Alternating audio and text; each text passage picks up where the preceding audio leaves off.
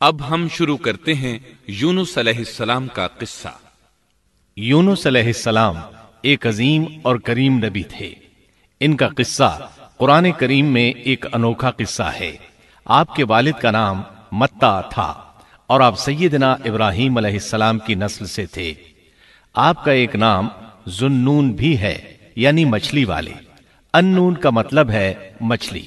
اسی طرح آپ کو صاحب الحوت بھی کہا جاتا ہے۔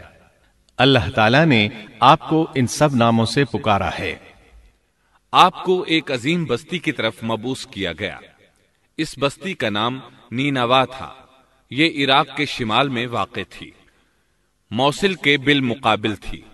ان دونوں کے درمیان دریائے دجلہ واقع تھا۔ موصل دریائے دجلہ کے کنارے واقع تھا، جبکہ اس کے بالکل سامنے نینوا کی بستی تھی۔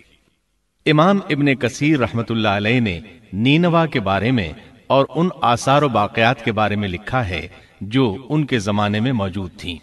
وہاں کچھ بت تھے جو اوندھے منہ گرے پڑے تھے۔ اللہ تبارک و تعالی نے یونس علیہ السلام کو نینوا کی طرف رسول بنا کر بھیجا۔ سورۃ الصافات آیت 139 میں ہے، وَإِنَّ يُونُسَ لَمِنَ الْمُرْسَلِينَ، اور بے شک یونس رسولوں میں سے تھے۔